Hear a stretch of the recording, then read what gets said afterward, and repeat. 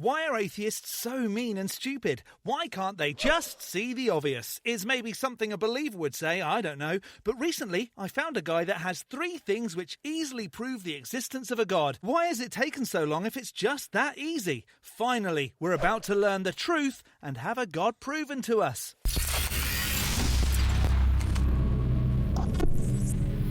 Hello, I'm the Skeptic, the British floating circle that watches people make extraordinary claims, and then I explain why I don't accept what they're saying. The existence of a god is a complex matter for humans, according to the upcoming video, though if someone does have a belief in a god, isn't the more important question, which one is right? They tend to forget that and just try to make out that theirs is the right one. This one guy, whose channel name is God, I'm not sure how that would go down with the floaty sky wizard, has a way to easily prove its existence to atheists. I mean, having your own YouTube channel is a good start. Just have a front-facing camera. However, before we discover the easiest way of proving a god, if this isn't your first Skeptic video, hit the like, the subscribe and the bell, and easily prove to the algorithm that the suggested feed works. And a super thanks to those that hit super thanks in some recent videos. Hugh Jars, Polly Pockets, and Ashton Fall. Lisa the Rainbow Giraffe bestows leaves upon you all. More hen. This fella, or God, starts his video with the truth about atheists. I can't wait to learn some more things about myself. Believing in the existence of God is a complex matter for humans. It's a question that crosses everyone's minds at least once in their lifetime. Everyone's? What about those that are brought up in a place where the gods aren't in question? Unless, of course, you're talking about in the USA, where in the majority of even non-religious schools, people shun you for not accepting that their God is real. While some, like atheists, assert that there is no God, it raises the question, do they possess concrete evidence supporting the absence of God? Do you have concrete evidence supporting the absence of the sock-stealing monster? Or do you just say stupid things to try and shift the burden of proof? Can they claim they know everything about the universe and arrive at such a conclusion after comprehending its entirety? This seems like a blow to their egos. The existence of the universe has nothing to do with the majority of atheists' position, or there being a god, though. It's theists that say everything that begins to exist has a cause. Everything had a beginning, so there must be a creator. The cosmological argument, which has been debunked so many times. And if atheists are honest with themselves, they may recognize this flaw and transition to agnosticism. Nope. Agnosticism is to do with knowledge or not knowing the existence of a god. You'd think that a person claiming to be God with nearly 50,000 subscribers would know the basic definitions. Atheists don't believe, agnostics don't have knowledge of a god. It's very possible to be both agnostic and atheist. A stance of uncertainty about the existence of God, counteracting an atheist's logic, may seem challenging, but it's not impossible. I mean, what's the challenge? Are you convinced of a god? Nope. Does X convince you of a god? Nope. Oh, okay. In today's video, I'll share straightforward methods to prove that God does exist.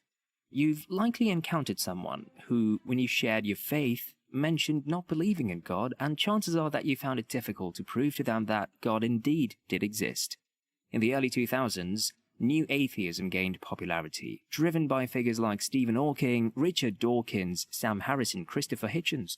Though 2 have passed, their influence persists through agnostic scholar Bart Ehrman and a new wave of outspoken TikTok influencers. What's notable in the last 5 years is the surge of atheistic ideas on social media. I don't know if new atheism is really a term. People haven't believed that there are gods for a very long time. Way before the 4 you mentioned, I don't think the few years means that atheism's new. Christianity has lost its appeal, and there's a trend of deconstructing from what's considered toxic Christian doctrines. These stories of deconstruction, which initially emerged in colleges, have now become widespread, even reaching middle schools. Oh no! Middle schoolers focus on science and reason rather than believing that there's a sky fairy. If you lose the kids, who are you going to indoctrinate, teach about a god to now? More and more people, millions worldwide, believe that when you die, that's the end. No God, no afterlife, no divine plan. How sad is that? How sad is it that folks focus on what happens when you're no longer alive? A thing that can't be demonstrated. Why not focus on enjoying the bit you know for sure happens? If you just let this life go because you're more concerned about living in the clouds, well, How sad is that? This belief is becoming more popular, even though it's not exactly cheerful. Well, it depends on your outlook. Making memories with your friends and family, good things for them to remember when you're gone, sounds pretty cheerful to me. In some places, saying you're an atheist is more common now. But that's not even the most shocking part. According to Phil Zuckerman, who studies society at Pitzer College in California, there are now more atheists than ever before. A survey across 57 countries found that between 2005 and 2011, the number of people saying they're religious went down from 77 to 68%. On the other hand, those calling themselves atheists went up by 3, making up about 13% of the world's population. This percentage has only increased since then. Great! That's an awesome trend. And in the USA in 2023, 1/4 of the population identify as nuns. In another 3/4, I'm not going to be able to make content anymore. Well, unless I start doing the flat earth stuff. Oh, never mind, carry on. When someone says, there is no proof that God exists, or Christianity's just stories, you should have a response. One way to answer is with the first method, which is called the cosmological argument for God. No! It goes like this. First, everything that begins has a cause. Second, the universe had a beginning. Third, thus, the universe must have a cause, and that cause is God. It's like saying even a big bang needs a big banger. The idea is that something caused the universe, and that something is God. Not everything that comes into existence has a cause, though. Electrons have been found to come into existence for apparently no reason. And how do you know for sure that the universe had a beginning? Sure, there's a moment in time that the observable universe popped into existence, but suggesting that it was a god without demonstrating the god is a little silly. And if it was caused by a supernatural being, how do you know it wasn't Lisa the rainbow giraffe leaf bee upon her pooping it all into existence? How do you know it was a god? Now you might ask, how do we know it was God? Well, that's simple. The universe is everything. Time, space, and matter. Now, if something caused all of that, it can't be made of time, space, or matter. This is a big deal. It means that whatever caused the universe exists outside of time, isn't physical, is powerful and smart enough to create everything, and could do it without something else causing it, which only living beings can do. But this is not the only way to show that God exists. Well, that's lucky, because it didn't. If there's something that exists outside of the observable, how do you know it exists? Because it's outside of it all. It makes zero sense to conclude that it was something that just so happens to have all the features that you just said it does, without showing that it does, indeed, have all the features you just said it does. It's about to get a lot more compelling now. The second way to show that God exists is by looking at what's right and wrong. Some people leave Christianity because they think certain beliefs like original sin or eternal hell are really bad. They might even say that God is a vindictive bully or a divine child abuser. But guess what? These objections can actually help us see that God exists, and here's how. First, if there are things that are morally wrong, there has to be a standard for what's right and wrong. Second, we can clearly see things that are morally wrong. Third, thus, there must be a standard for what's right and wrong, and that standard is God. If you need a god to tell you not to do shitty things, that makes you a pretty shitty person. I don't do what I think are morally wrong things because it goes against what the majority of society deems as morally wrong. I don't murder or sexually abuse because I understand basic human empathy. Now, for something to be the standard for right and wrong, it needs to be 3 things. Existing across all time or transcendent. It has to have the right to tell us what to do. That's authoritative. And it has to be a living person. Personal. Well, other than the fact you just said that the god is outside of time and space, blah, blah, blah, did you just disprove your own god? And no, it doesn't. A standard for right and not right could be benefits for the human race. Simples. Why are you overcomplicating things? Why transcendent? Because for morality to make sense all the time, the source of morality has to be true all the time. People or groups of people can't do that because we're not always there across time. But maybe the word has only been around as long as language, and it's just a word to describe not being a to others. Why authoritative? The source of morality must have real authority over everyone for it to really matter. Nothing in our universe has that kind of authority. Unless people voted into positions to govern and protect, yet most of the time not very well, use what is socially deemed as acceptable, and those that go against it are dealt with. Things like actively going out to hurt someone, probably not right. Wearing mixed fabrics or getting a tattoo, I'm not sure they're the same. Why personal? The source of morality needs to be a living being to make us feel like we really have to be moral. We don't have to listen to things like keyboards or chairs telling us what's right or wrong.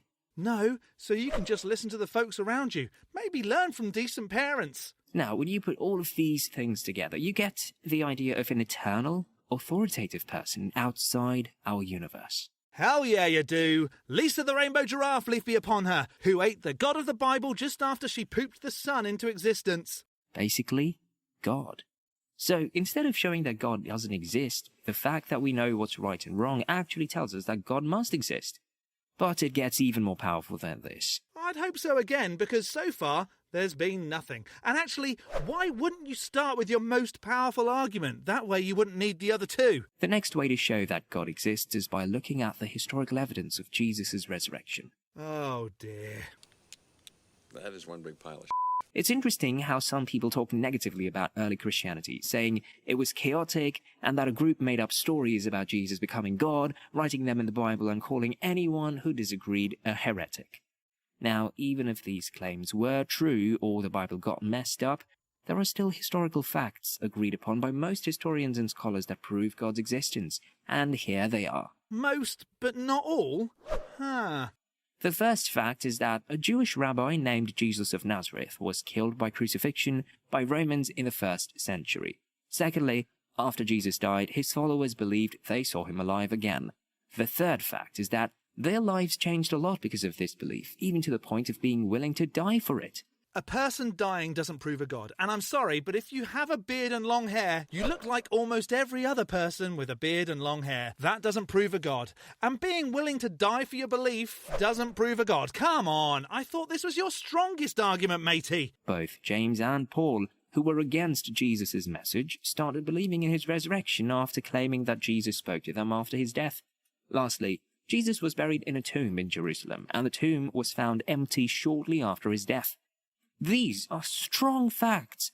And the only explanation is a god, huh? Even if a dead body was put into a tomb, which there's no substantial evidence for that bit actually happening, it not being there when some weirdos go, hang on, I just need to check if a dead body is still dead, doesn't point to a god. Folks could have lied and said, of course the body was put in there. A bear could have snuck in and dragged the body away. It could never have happened. But that's not all. More than 75% of historians agree on all 5 facts, and over 95% agree on the first 4. What's interesting is that no other idea except God exists and raised Jesus from the death explains all of these historical facts. The theories that say the disciples lied, that Jesus didn't really die, that they were all hallucinating, or that records were corrupted, don't fit with these facts. It sounds as if you're presupposing that they are facts, though. That's where thinking critically comes into play, and questioning every part of it, rather than just questioning the parts that go against your favourite story. In short, when we look at what everyone agrees on from history, it leads us to the conclusion that not only does God exist, but also that Christianity is true. Or, one of the many other religions that have that story as their foundation. But actually, it doesn't prove them as true, but whatever. Another important thing to consider is our conscience, a gift given to humans. The Bible, in Romans chapter 2 verse 15, mentions, "Since they show that the requirements of the law are written on their hearts, their consciences also bear witness." Show me one heart where there are laws written upon it, and please, don't mention bears from the Bible. Humans are unique from animals and plants in various ways, and one significant aspect is that human conscience. We don't just know that we exist, we also understand what is right and wrong. Based on this understanding, we've created a whole system of justice, rewards, and punishment. He just said created. He just admitted that it's all created to explain. Bravo, mate, you finally caught on. Now let's talk about Jesus himself. The Bible, in Hebrews chapter 1 verse 2 says, "In these last days, he has spoken to us by his Son." Jesus also stated in John chapter 14 verse 9, Anyone who has seen me has seen the Father. It could have been easy for God to stay distant from his creation, but he chose to come to earth as a human being, Jesus. Is that all it takes to convince people? Just saying, I am the God, I don't think that'll work in my hometown. They're pretty fundamentalist here. And so these people just went, all right, that sounds believable. And a God that is outside of time and space suddenly just appeared within it. But to make it all, it had to be outside of it. Yeah, it does start to sound a bit silly when you say it out loud. This isn't just something mentioned in the Bible. Even secular historians like Josephus confirm the historical fact of Jesus' existence.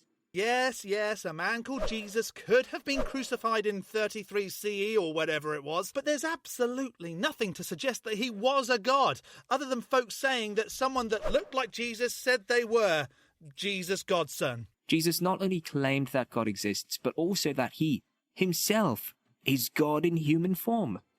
But does the Big Bang support the idea of God's existence and the Bible being divinely inspired? That was a huge jump. I thought we were just hanging out with Jesus. The answer is no.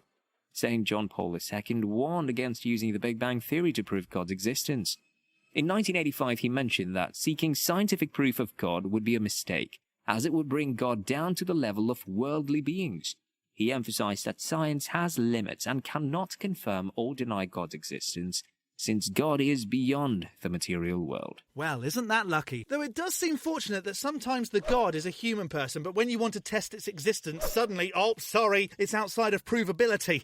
Sorry, folks, better luck next time. This doesn't mean that scientists who believe in God are wrong, but their belief comes from faith or philosophical arguments, not from scientific methods. I do find it funny that literally everything else is okay to be met with scientific standards, but not when it comes to a god. So dumb. As particle physicist Stephen Barr puts it, while the Big Bang Theory may be correct, it doesn't necessarily settle the question of whether the universe truly had a beginning. There is a possibility that the explosion 14 billion years ago was just the start of a certain part of the universe, not the entire universe. Over the years, various scenarios and theories, where the Big Bang isn't the ultimate beginning, have been suggested.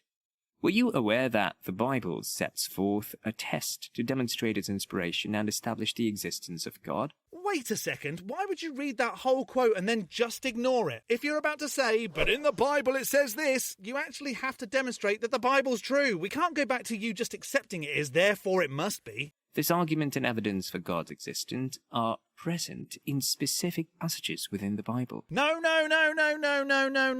Sorry, you can't use the Bible to demonstrate God. Just because you accept that the Bible is from God, that's, what's that shape again? Something reasoning. It's right on the tip of my curve. You may say to yourself, how can we know when a message has not been spoken by the Lord? If what a prophet proclaims in the name of the Lord does not take place or come true, that is a message that the Lord has not spoken. That prophet has spoken presumptuously. Do not be afraid of him. So what about all the things in the Bible that haven't come true? How can the Bible be the word of a God except for when the things don't happen? That's such a cop-out. Present your case, says the Lord. You idols, tell us what is going to happen. Declare to us the things to come. Tell us what the future holds, so we may know you are gods. The Bible's test is simple, yet it states that a message claiming to be from God should be supported by predictions about the future. So, by the time I upload this video, what I say now could be deemed as a prediction. If this video gets over 1,000 likes, gods don't exist. Is that how things work now, since my statement is backed up by a prediction? The logic behind this is that if God exists, he knows the future. While people can make educated guesses, consistent and accurate predictions about the future are beyond our capabilities. We'll see after I get 1,000 likes. False gods, being unaware of the future, cannot make such predictions. Therefore, a message can be identified as coming from God based on its ability to predict the future. If the message indeed predicts the future, it indicates come from God, and consequently God must exist. This serves as evidence that God is present and communicating with us. Not in my case. I made the prediction myself, so what does that do? The Bible's argument for God's existence is clear and direct. It's great that God has shown clearly that he exists for anyone who thinks honestly about it. Well, now, wait a minute. A God can only be proven true if you're willing to accept it, so I have to do the work for it. It's not powerful enough to just show me itself. According to Romans chapter 1 verse 20, since the world began, we can see God's invisible qualities, like his eternal power and divine nature, just by looking at what he made. That statement contradicts itself. You can see invisible things? Well, then they're not invisible, you banana. Everyone believes in something. When an atheist says they don't believe in God, they usually mean they don't believe in a specific kind of God. I don't believe in any of them. Like one who acts like Superman, rewarding good people and punishing bad ones. This kind of God allows bad things to happen, like genocide or hurting kids. Or drowning an entire planet, or killing children for calling a man bald, or teaching you how to own people as property, or killing a man for not finishing inside his brother's widow. In the Armenian Orthodox view, God is described simply as love. So when we see love in our lives, in a child's smile, someone helping at a cancer ward, or a friend giving you a hug, we're seeing God. Love has been around forever and will never go away. So when you talk to someone who doesn't believe in God, don't just use words. Show them by living a life that's all about love, helping others, being kind to everyone, and reaching out to those who need support. That's a better way of saying, hey, look, God is real. Hey, look, I can do those things too, and I don't believe in a God.